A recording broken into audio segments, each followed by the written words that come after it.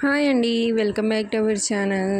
So ఇక్కడ వచ్చేసి ఏం చేస్తున్నాము అనుకుంటూ ఉంటారు కదా, నేను క్లియర్ చేసేస్తా. సో ఇక్కడ బెల్లం అయితే పౌడర్ చేస్తుందన్నమాట మా పాప.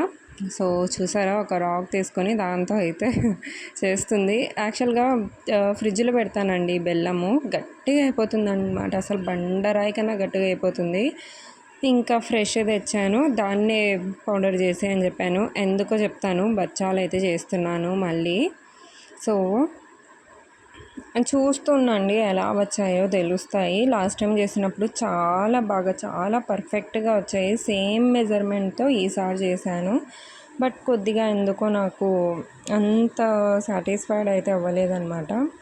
పర్వాలేదు, అయినా బాగానే ఉన్నాయి. బట్ ఎలా వచ్చాయో తెలుసుకోవాలంటే మీరు లాస్ట్ వరకు అయితే తప్పకుండా చూడాలి. ఇక్కడ బౌల్ కనిపిస్తుంది కదా, సో 2 కప్స్ మెజర్మెంట్తో అయితే చేస్తున్నాను. ప్రతిదీ నేను 2 కప్స్ తీసుకున్నాను. 2 కప్స్ పిండి తీసుకున్నా, 2 కప్స్ బెల్లం తీసుకున్నా, 2 కప్స్ శనగపప్పు అనేది తీసుకున్నాను అనమాట. మెజరింగ్ వచ్చేసి అన్నీ 2 కప్స్తోనే మెజర్ చేసుకుని తీసేసుకున్నాను. బట్ స్వీట్ ఎక్కువ ఇష్టపడే వాళ్ళు ఇంకొక 1/2 కప్పు లేదా 1 కప్పు, 1 కప్ ఎక్కువ తీసుకోండి. ఎందుకంటే మాకైతే సరిపోయింది, మేము ఎక్కువ స్వీట్ తినాం. అసలు స్వీటే లేదనుకోండి, అట్లుందనమాట. కానీ ఎక్కువ స్వీట్ తినే వాళ్ళకైతే 1 కప్ అయినా ఎక్కువ తీసుకోండి. లేదు నార్మల్గా తింటామంటే ఒక 1/2 కప్ అయితే తీసుకోండి. సో ఇక్కడ ఒక 3 విజిల్స్ తర్వాత చూపిస్తున్నాను. నేను ఈ పప్పుని ఏం నానబెట్టలేదండి, డైరెక్ట్గానే ఎప్పుడు ఏ స్వీట్ చేసినా శనగపప్పును డైరెక్ట్గానే నేనైతే ఇలా ఉడికించుకుంటాను అనమాట. ఈజీగా ఉడికిపోతుంది. ఒక 4 విజిల్స్ 5 విజిల్కి అయితే ఈజీగా కుక్ అయిపోతుంది, సాఫ్ట్గా ఉడికిపోతుంది అనమాట. నానబెట్టాల్సిన అవసరం ఏం లేదు. సో ఇక్కడ చూసారు కదా, ఇంకొద్దిగా నాకు ఉడకనట్టు అనిపిస్తే మళ్ళీ పెట్టేశాను, కొద్దిగా వాటర్ వేసి ఒక 2 విజిల్స్ వచ్చే వరకు. ఇంకా ఇక్కడ నేను వచ్చేసి ఎక్కడ నిలబడాలి, కిచెన్లో చాలా వేడిగా ఉందని చిన్న సిలిండర్ అయితే హాల్లో తీసుకొచ్చి పెట్టాను.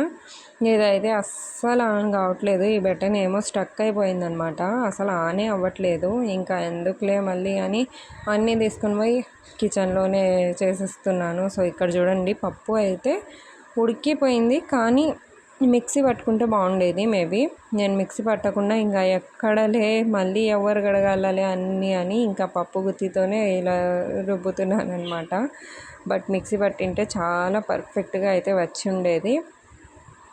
నాకు ఇక్కడే అండి కొద్దిగా మిస్టేక్ జరిగింది. ఇది బాగుంది, కానీ మిక్సీ పట్టింటే ఇంకా పర్ఫెక్ట్గా అయితే వచ్చేసిండేది. కానీ మిక్సీ పట్టకుండా ఇలా రుబ్బాను కదా, బాగా మ్యాష్ అయిపోతున్నాయి, పర్వాలేదు. కానీ నేను రుబ్బేకి నాకు అంత ఇది లేదనమాట, ఎనర్జీ. సో ఇక్కడే కొన్ని అలాగే ఉండిపోయాయి అన్నమాట. పప్పు ఉంటాయి కదా, పప్పు దినుసులు, అవి అయితే అలాగే ఉండిపోయాయి.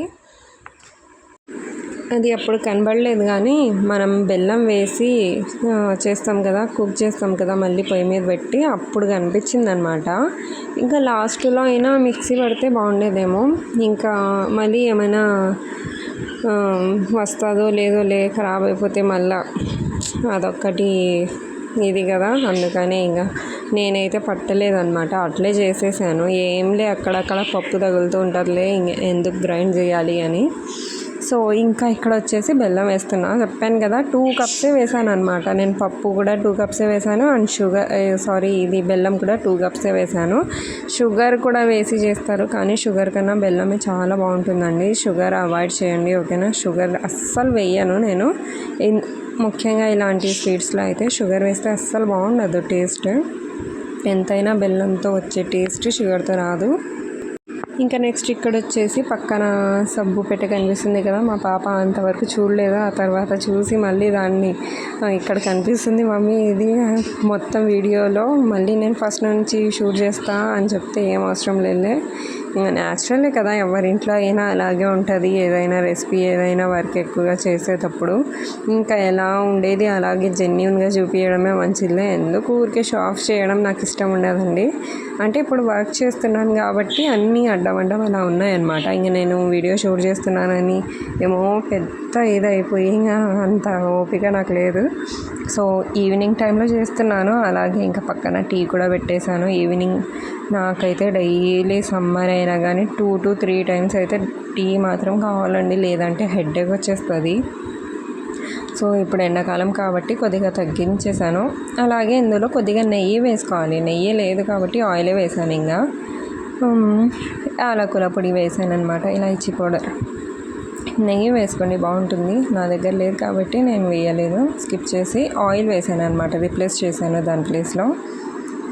సో ఇక్కడ చూస్తున్నారా, లాస్ట్ టైం బాగా వచ్చిందండి, చాలా పర్ఫెక్ట్గా వచ్చింది. ఈసారి వీడియో పెట్టాను కదా, మేబీ ఏమైనా డిస్టి తగిలిందేమో, అందుకని సరిగ్గా రాలేదు. సో ఇక్కడ చూడండి, మొత్తం పప్పు అక్కడ ఉన్నాయన్నమాట, పలుకులుగా అట్లే ఉన్నాయి. ఇంకా ఈ వేడికే నేను చెయ్యడమే ఎక్కువ. అక్కడ నాకైతే అస్సలు నిలబడే ఓపిక లేదు, అయినా చేశాను. ఇంకా మళ్ళీ ఎక్కడ ఎక్కువ పని పెంచుకుంటాంలే అని ఇంకా ఇట్లే చేసేసాను.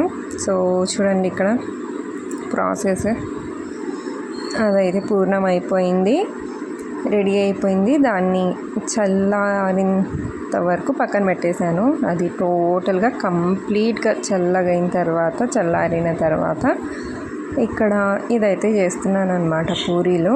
సో పిండి అయితే ముందే కలిపి పెట్టేసుకున్నాను, ఒక 2 hours అయిందనమాట పిండి కలిపి పెట్టేసుకొని. ఆ తర్వాత పప్పు కూడా, పూర్ణం కూడా రెడీ చేసి అది చల్లారిన తర్వాత ఇంకా మనం పిండి ఎక్కువసేపు నానబెడితే చాలా సాఫ్ట్గా అయితే అవుతుంది. పిండి అయితే పర్ఫెక్ట్గా ఉంది, కానీ ఇదే అనమాట పూర్ణమే కొద్దిగా హ్యాండ్ ఇచ్చింది నాకు.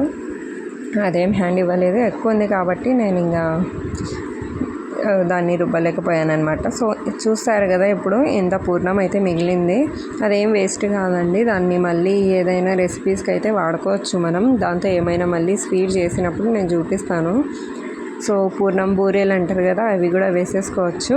ఒకవేళ దోశపిండి ఉంటుంది కదా మీ ఇంట్లో, దోశపిండి ఉంటే కనుక పూర్ణం బూరెలు వేసేసుకోవచ్చు దాంతో, ఇది. సో ఇక్కడ చూడండి ఇలా చేస్తున్నాను, మీకు కనిపిస్తుందా పప్పు, అక్కడ శనగపప్పు మొత్తం అక్కడక్కడ పలుకులుగా. సో ఇందులో కూడా ఆయిలే వేసాను, నెయ్యి అయిపోయిందనమాట, తీయాలి నెయ్యి, కానీ ఇంకా దాని ప్లేస్లో ఆయిల్ వేసాను. ఇక్కడ చూడండి, ఈజీనే అండి, ఏం పెద్ద కష్టం కాదు. సైడ్ నుంచి మా బర్డ్స్ అయితే ఒకటి అరుస్తున్నాయి అసలుకి.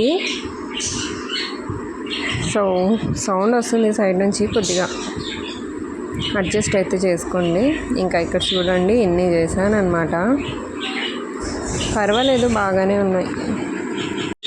టేస్ట్ మాత్రం చెప్పాను కదా, బెల్లం మీరు కొద్దిగా ఎక్కువ వేసుకోండి. ఒకవేళ స్వీట్ ఎక్కువ తినే వాళ్ళు అయితే, నేనైతే తక్కువ తింటామండి, మేము స్వీట్ చాలా తక్కువ తింటాం, అందుకని కరెక్ట్ క్వాంటిటీ అయితే వేసాను. కానీ ఎక్కువ తినేవాళ్ళు 3 cups వేసుకోవాలి. 2 cups పూర్ణంకి, అంటే శనగపప్పుకి 3 cups వేసుకుంటే మీకు కరెక్ట్గా సరిపోతుంది అనమాట. అయినా స్వీట్ ఎక్కువ తినేవాళ్ళు ఎలా తింటారో కానీ నాకైతే అస్సలు పడదండి బాబు స్వీట్.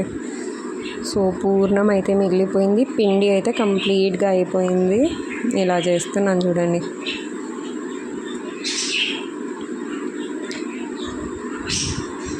పిండి పర్ఫెక్ట్గా ఉంది, కానీ పూర్ణం కొద్దిగా టైట్ అయిపోయింది అనమాట.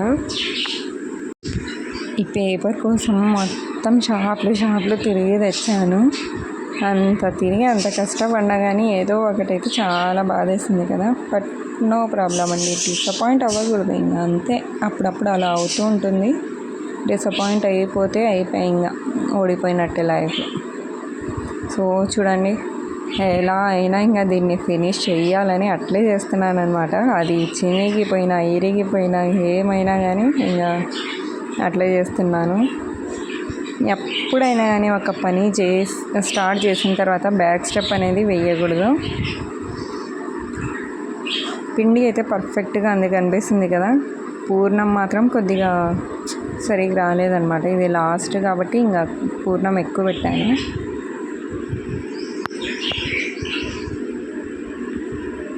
దీనిపైన ఇంకా గసగసాలు అంటారు కదా, అవి కూడా వేసుకోవాలి, చాలా బాగుంటుంది.